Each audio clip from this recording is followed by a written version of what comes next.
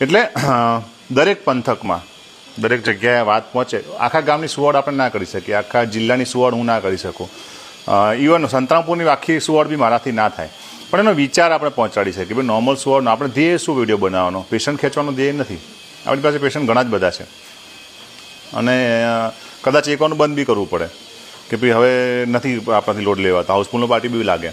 પરંતુ આપણો વિચાર કોઈક જગ્યાએ પહોંચે, કોઈક ડૉક્ટરને મનમાંથી એવું થાય કે ના ચાલો હું આવું કામ કરું, પેલું હોય ને અનુસરવાનું કામ હોય એવું કંઈક કામ કરે ને કદાચ 2-3 બહેનોનું કંઈક કામ થઈ જાય તો આપણું કામ થઈ ગયું. એટલે મારો વિચાર છે ને એ પહોંચવો જોઈએ, મારો વિચાર નોર્મલ સુવડનો, મારો અભિગમ કોઈ જગ્યાએ પહોંચે.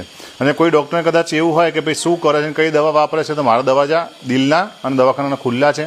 આપણે જે જાણવું હોય હું ખુલ્લા દિલથી સમજાવીશ. નોર્મલ સુવડ કરાવો અને ફરીથી પ્રકૃતિ તરફ પાછળ ફરીથી આપણે બધાની નોર્મલ કરાવતા થઈએ. એક જ ઘરમાં 3 બૈરા હોય અને 3ના ઓપરેશન થયા હોય, બહુ જ દુઃખની વાત કહેવાય. દરેકને ઓપરેશન થાય એ પ્રશ્નાર્થ હોય. કાલે ગાંધીનગરથી એક બેન આવી, એને પણ એવું એવી વાત હતી. કાલે અમદાવાદથી એક બેન આવી, એને પણ એવું જ હતું કે મારે પહેલાં ઓપરેશન કર્યું, મારે કે 2.5 કિલોનું બાળક હતું, હવે તમે 3.5 કિલોનું બાળક સીઝરમાં નોર્મલ કરાવડાવી દીધું.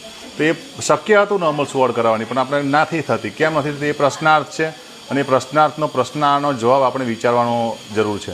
દરેક જગ્યાએ દવાખાના હું ના ખોલી શકું, હું એક જ માણસ છું અને અહીંયાના કામમાંથી જ છું. મારી આંખોમાં તમે જુઓ તો ઊંઘ હશે અત્યારે, એટલે રાતના ઉજાગરા થાય ત્યારે આ બધી કામ થતા હોય અને બધી જગ્યાએ લોડ લેવા જાવ તો બધા કામ બગડે. એટલે આપણે જેટલું સારું કામ કરશે એટલા સુધી લેતા હોય છે, એનાથી વધારે નથી લેતા.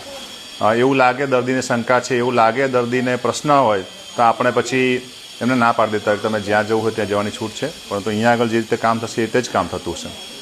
એટલે આપ સૌ લાઈવમાં જોડાયા બદલ ખૂબ ખૂબ આભાર.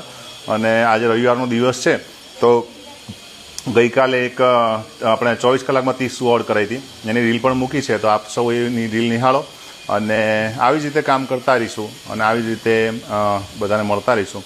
આજે દાહોદ સિંગવડ જવાનો પ્રોગ્રામ છે, સિંગવડ કોઈક હોય તો સિંગવડ આવવાનો છું. આપણે એક ચાંદલા વિધિ પ્રોગ્રામ છે સિંગવડ ગામમાં જ, તો ત્યાં જવાના છીએ. તો આ સાથે આપ સૌને લાઈવમાં જોડાવા માટે ખૂબ ખૂબ આભાર. અને આવી જ રીતે કામગીરી કરવાની, ભગવાનને સાક્ષી રાખીને કામગીરી કરવાની. તમે કોઈ પણ ક્ષેત્રમાં હો, તમે ડૉક્ટર હો, તમે વકીલ હો, તમે કોઈ પણ કામ કરતા હોય, પણ તમે સારી રીતે કામ કરો, કોઈ મદદગારની મદદ કરો. એમપીથી આવ્યું, આશા લઈને આવ્યું, તમારી પાસે જ્યારે આશા લઈને આવો તો તમે એનું કામ કરો ને એટલે ઘણું બધું થતું હોય છે. દરેક જગ્યાએ આપણે ના પહોંચી શકીએ, દરેક જગ્યાએ ભગવાન પણ ના પહોંચી શકતો હોય, પણ આપણને એને નિમ્યા છે, આપણને બનાવ્યા છે. તો એ શાના માટે બનાવ્યા છે? એકબીજાની મદદ કરો. એક કુદરત જે છે, કુદરતને સારી રીતે કરો, જે પ્રકૃતિ છે એની સેવા કરો, લોકોની સેવા કરો. અને લોકોની અંદર જ ભગવાન, બહાર મંદિરમાં ગોતવાની જરૂર છે જ નહીં.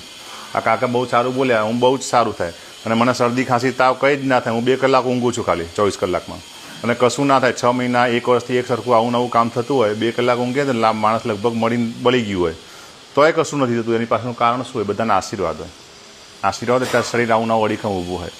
એટલે લોકોના આશીર્વાદ, માજીના આશીર્વાદ અને બધું જ સારું કામ હું ના કરી શકું. લોકો ક્યાંક ને ક્યાંક જાગે, ક્યાંક ને ક્યાંક મારા ડૉક્ટર મિત્રો જાગે અને ક્યાંક ને ક્યાંક એમને બી એવું થાય કે ચાલો આવું કામ કરીએ, ચલો ને એક આંટી છે તો કંઈ વાંધો નહીં, કોશિશ તો કરી જઈએ નોર્મલ સુવડની. ના થાય તો આપણે ઓપરેશન કહી દેવાનું, કંઈ વાંધો નહીં. કોણ ના પાડે છે? કોઈ ના પાડતું નથી. કરાવો, નોર્મલ થઈ જાય. અને ઘરમાં કેટલી તકલીફ થતી હોય, કોઈ પણ માતા હોય એનું જ્યારે સીઝર થાય ને આપણે હમણાં કદાચ પૂછીએ, લાઈવ લાંબુ થઈ જશે, પણ એની પહેલી સુવડમાં જ્યારે સીઝર થયું હોય ને તો બેન સૂતી રહી હોય. આપણે કહીએ કે સીઝર એટલે કશું નથી, પણ એને ઘરે ઊભું કરવાવાળું કોઈ હોય ના, 2 મહિના 3 મહિના સુધી કામ ના કરે. આ બધા લગભગ મજૂરિયા વર્ગના પણ હોય અમુક અંદર, તેમને જ્યારે સીઝર કરે તો ઊભા બી ના થાય. અને અનુભવ દરેક જગ્યાના છે, એક જગ્યાના છે એવું નથી. ટાંકા પાકે, ઘણાને આઈસીયુમાં રાખવા પડે, એવા બી કિસ્સા છે. 10% કિસ્સા ખરાબ બી થતા હોય, તો એના માટે આપણે નોર્મલ સુવડ કરાવવાની હોય. બાકી ઓપરેશન કરવું બહુ નાની વસ્તુ છે, કાતર ચલાવવી બહુ નાની વસ્તુ છે. મારો ઓપરેશન કરવાનો સમય છે એ 8 મિનિટ ને 50 સેકન્ડનો છે. 8 મિનિટમાં આપણે ઓપરેશન કમ્પ્લીટ કરી શકીએ. પણ જ્યારે નોર્મલ સુવડ કરાવવાની હોય તો 800 મિનિટ સુધી બી રાહ જોવી પડે અને એની પાસે એટલું મહેનત પણ કરવી પડે. એટલે આપ સૌનો આ ઇન્સ્ટા લાઈવમાં જોડવા માટે ખૂબ ખૂબ આભાર.